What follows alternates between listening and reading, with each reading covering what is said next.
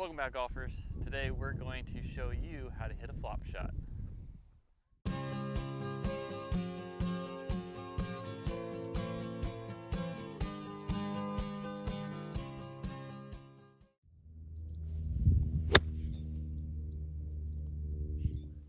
So some of you guys might be saying, why would I want to hit a flop shot? That is the scariest shot in golf. And to be honest, if you're scared to hit a regular chip shot, then a flop shot might be a little intimidating, absolutely, because you're leaving that face wide open, you're taking a big swing. But, if you think about it, if you're not scared of hitting a regular shot, on the driving range or hitting a regular shot on the golf course, then a flop shot's not much different. It's a shot you can be very aggressive with, when you're swinging.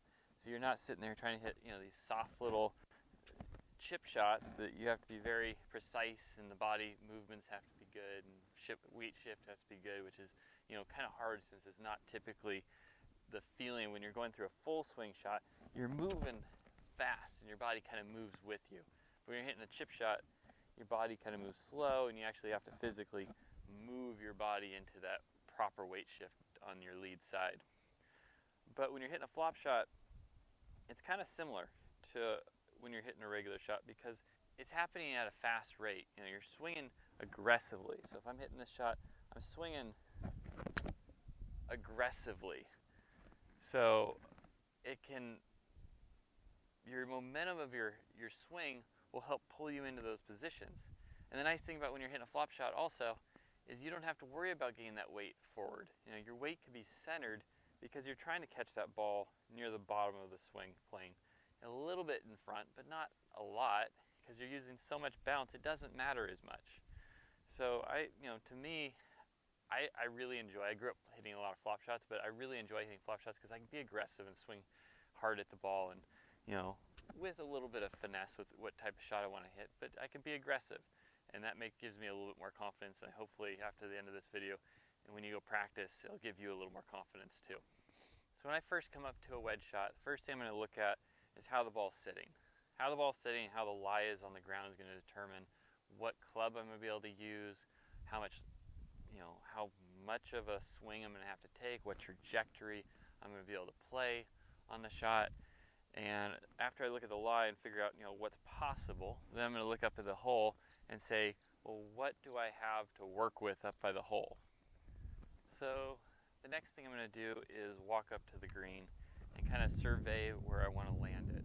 And you can see my ball's sitting back in this direction, and I don't have that much green to work with. It's actually a little bit of a downslope, a little bit of a slope over here.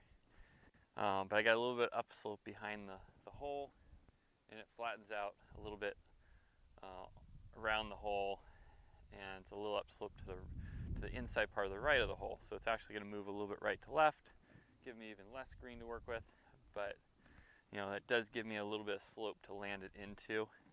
And if I'm looking at where I want to leave my putt, straight in putt would be somewhere right in here, which would be about 10 feet away, pretty straight up the hill putt. So this would be not a terrible place anywhere from here inside. Where wouldn't I want to leave it? Probably up above the hole where I got a downhill left or righter. But most likely with the situation I left myself in, that could be where the ball ends up, to be safe, because we don't want to leave it short and have to chip again. If we do land it somewhere in here, we're definitely going to get some run out. So it gives us a little bit of buffer, because that's going to kick it forward. But most of the stuff I'm looking at here, my shot, it's going to be pretty high coming in, landing somewhere around here, and then letting it kind of fall over here to the left of the hole. So to hit this flop shot, what I'm going to do is aim my club number one at the target. I've already determined the trajectory I want, which is this one's going to be pretty high.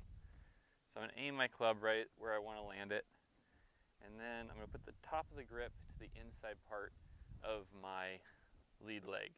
Ball position is going to be slightly forward off your back foot, and from this position we're just going to work on trying to open it up. And in order to do that, we work kind of like a circle method I like to think of. So I'm just going to move the club this way, move my body that way, and that'll open up the face of the club. I'm going to give a little bump to the target, and then from there I'm going to spread out my feet, and depending on how much open I'm getting that face, I'm going to squat down a little bit more as I get more open. You know, at that point, all we're really doing is swinging across your hip line and leaving that face so it goes up towards the sky.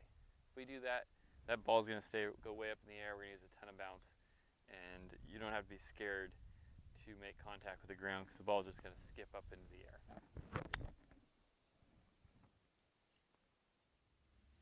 So when I'm hitting a flop shot, I want you to pay attention to the length of the swing. So I'm pretty much always trying to get it to about an L to L position whenever I'm hitting these flop shots. I'm not trying to hit a full, I'm not going to take this full all the way to parallel back and then get to a full finish through. It just allows my hands to just be a little bit softer, allows for the positions to be a little bit more in front of my body, rather than when you get all the way to the top you might get out of sync. So I'm just trying to make sure my body's leading, just as you see right there.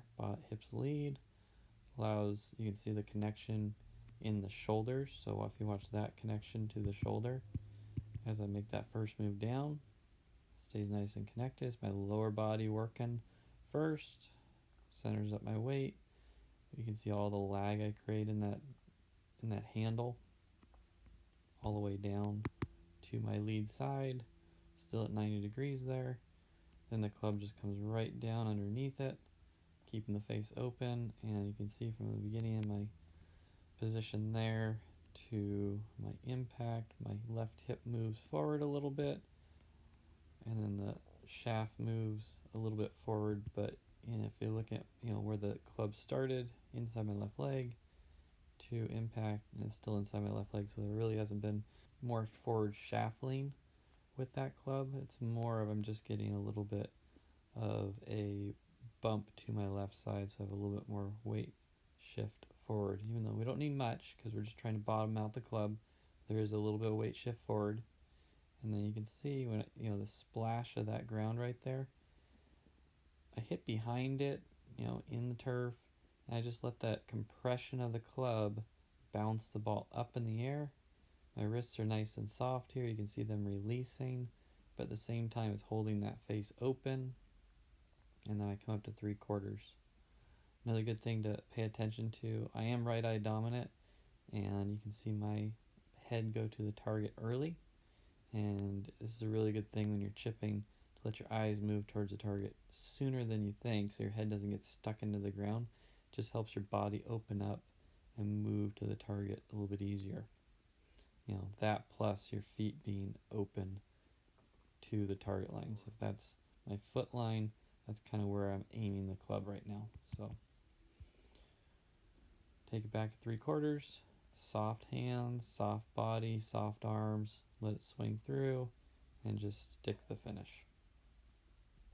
Everything's very soft and nothing's being, the club's moving fast, but my body's in a very relaxed state, and everything, all my momentum's moving towards the target through that golf ball. Thank you, golfers, for watching this week. Now, you don't have to hit the flop shot all the time, but when the opportunity arises and you do have to hit it, I want you to go into it feeling confident, feeling aggressive, and really try to picture that golf shot in your mind before you hit it. And then when you do, just try to take a nice smooth motion at it. Try to feel relaxed when you're doing it, and your results, if you practice it, should be pretty good. The more you practice, the easier it will be. Do the practice, do the work, and you'll see the results. Remember, if your feet aren't working, your swing's not working. I'll catch you guys next time.